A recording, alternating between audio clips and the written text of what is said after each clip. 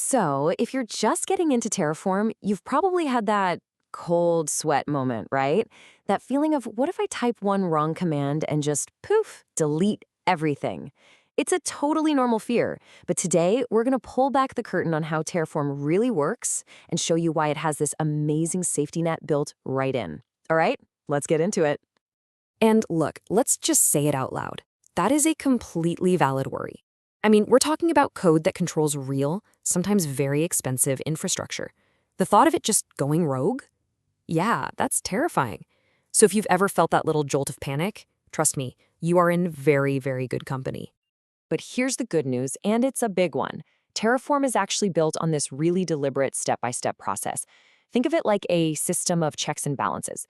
There is nothing random about it. And we're going to walk through exactly how you are always, always in the driver's seat. Okay, so to really get why Terraform is so safe, we have to start with its core idea. The very first piece of the puzzle is something called the desired state. Now, here's the key. Try not to think of your Terraform code as a script of commands. Instead, think of it as a wish list. It's a painting of what you want your perfect infrastructure to look like. Yeah, that's really all it is. Your .tf files, your Terraform code, they're just a blueprint. You're simply declaring, hey, this is what I want the final picture to be. You're not telling it how to build the house, you're just showing it the architectural plans. You're describing the destination, not the step-by-step driving directions. You know, an even simpler way to think about it? It's just a to-do list. Seriously, you're just writing down what you need. Okay, I need a new web server. Check. Oh, and I need a user database. Got it. And don't forget that firewall rule. It's literally your ultimate infrastructure shopping list. All right, so Terraform has your wish list. It knows what you want. But, and this is so important, before it even thinks about doing anything, it takes a crucial first step. It goes and looks at the real world. It checks what's actually out there right now. And this is what we call the current state. The current state is, well, it's reality. It's the ground truth. Terraform literally reaches out to your cloud provider, whether that's AWS, Azure, Google Cloud, doesn't matter. And it takes a full inventory. It's like a snapshot, a photograph of what your infrastructure looks like this very second. And this is where the magic happens. Terraform takes your wish list, the desired state, and holds it up right next to that snapshot of reality, the current state. It just goes down the list one by one. It looks at your wish list and says, okay, firewall rule. Then it looks at reality and says, yep, got one, all good, nothing to do here.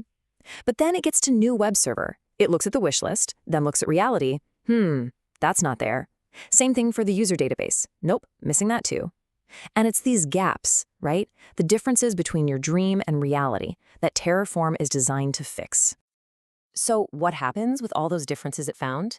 This leads us to probably the single most important safety feature in all of Terraform. This is the big aha moment. Because the result of that comparison isn't some crazy immediate action. No way! It's just a preview, a document. It's called the plan.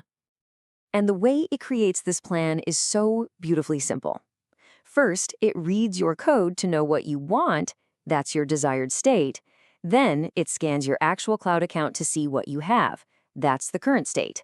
And finally, it just calculates the difference. It figures out the exact list of steps it needs to take to make what you have look like what you want. And that list of steps, that is the plan. And I really have to stress this part. At this point, absolutely nothing has been changed in your real infrastructure. Not a single thing. The plan is just a preview. It's a dry run.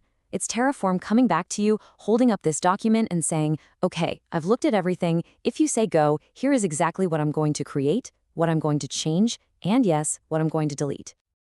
This is the absolute promise of Terraform. At its heart, it is a tool that asks for permission. It never assumes. It does all the homework, presents you with a super detailed plan of action, and then it just waits. It waits for a person, for you, to look it over and give that final explicit yes. Which, of course, brings us to the final piece of the puzzle. You've seen the plan, you've checked it, maybe you even checked it twice, and you're happy with it. It's going to do exactly what you expect. Now you take control. Now you give the command to make it all real. And that is the apply step. That apply command, that's you giving the final, definitive green light. It's the moment of commitment. When Terraform prompts you and you type in yes and hit enter, you are giving it a direct order. Execute the plan you just showed me. Exactly. No deviations. That's the action that turns your blueprint into a real building and finally makes reality match your wish list. So let's think about this. In this whole process, from writing a line of code to actually changing your live production environment, how many people have to give the final okay? Just one. And that person is always you. You are the gatekeeper. Nothing happens without you. And that's the whole loop right there. That's why you can trust it. It's this simple, powerful sequence.